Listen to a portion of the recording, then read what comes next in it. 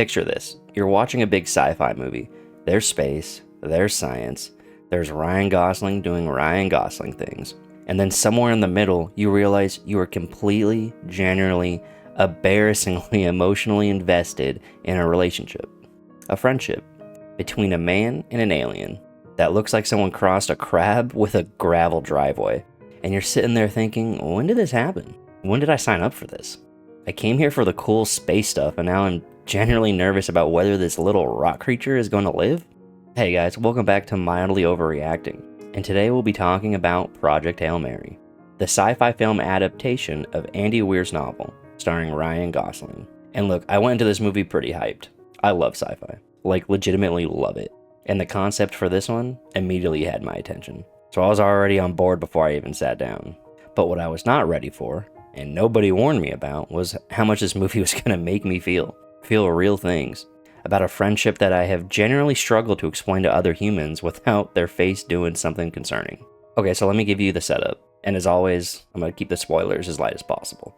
Ryan Gosling plays Ryan Grace, a guy who wakes up on a spaceship with absolutely no memory of who he is, where he is, or why he's there, and it's just him, alone, floating somewhere in deep space, next to what turns out to be a very dead crew. The movie then slowly reveals, through these really well-constructed flashback sequences, exactly how he got there and what his mission really is. The short version: the sun is dying.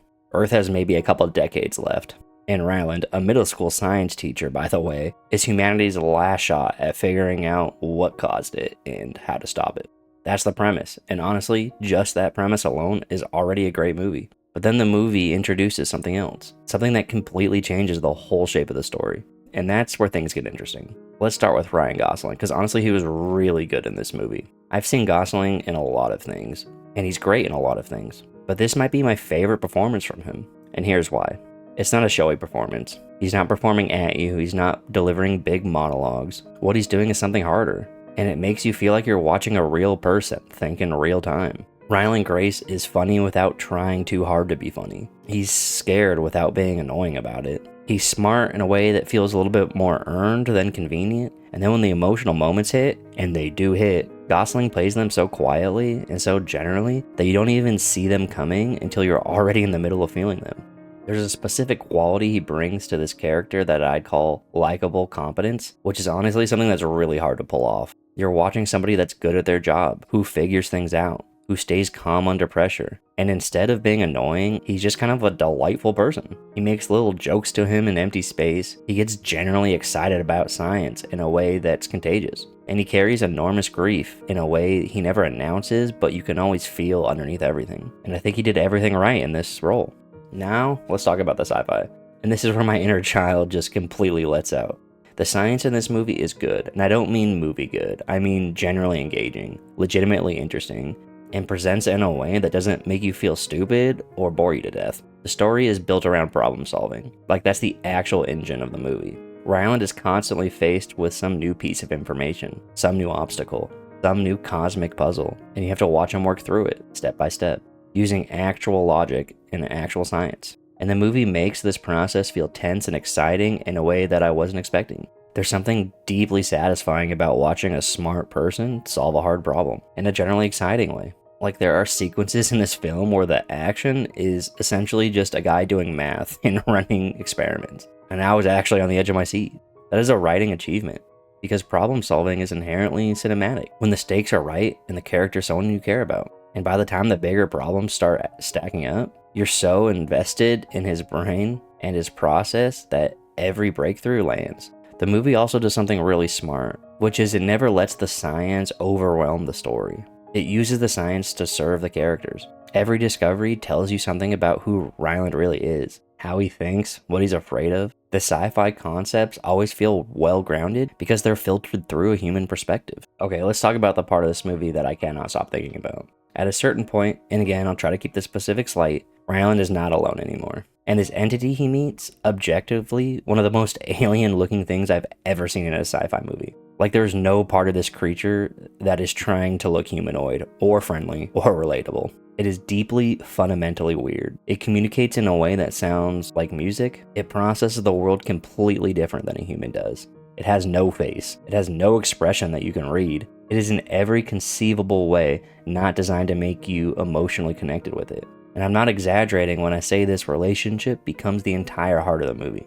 The dynamic that develops between Ryland and this creature that he ends up naming Rocky becomes the movie. It's perfect and so carefully built, so generally earned, that by the third act, I cared more than most human relationships I've watched in films this year, which is insane, because it is a man and a rock spider creature. But here's the thing, the movie does the work. It doesn't ask you to just accept that these two beings are friends. It shows you, slowly and methodically, every step of how they figure each other out, how they build a shared language, how they start to understand each other's logic, how they make each other laugh, or the alien equivalent of a laugh. It's a first contact story, but it's told at the intimate scale of a friendship. There's a specific kind of loneliness this movie captures really well.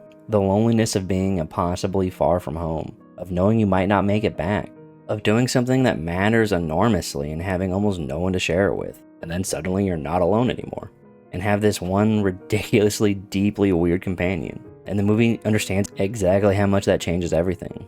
I've watched movies with massive budgets and an A-list cast fail to make me care about human relationships half as much as this movie made me care about a human and a creature that is essentially a musical pebble with legs.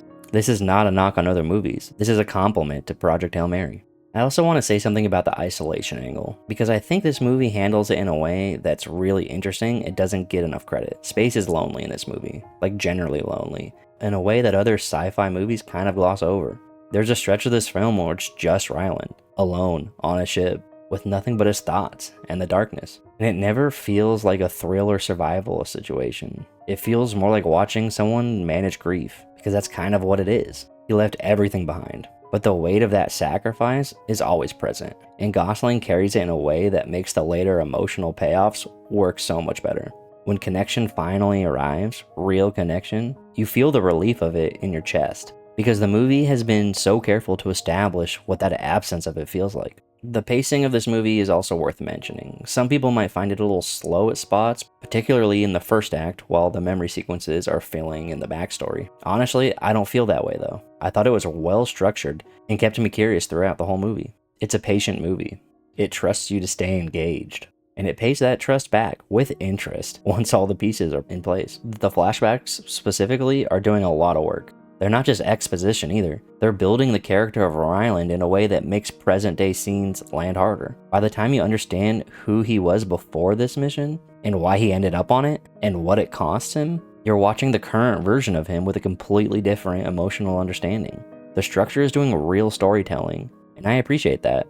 I generally think this is one of the best sci-fi films in a long time.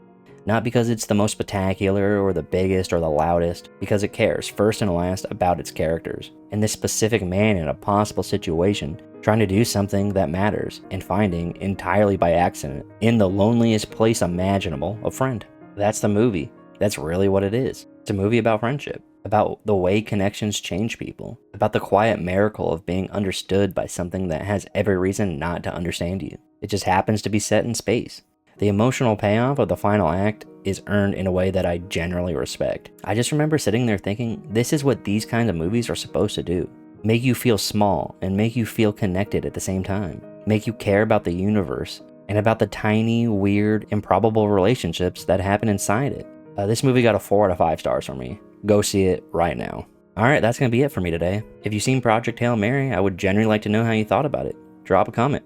And if you haven't seen it, let me know what movie I should review next. Like and subscribe if you want to see me have more deeply reasonable reactions to movies. And I'll see you in the next one.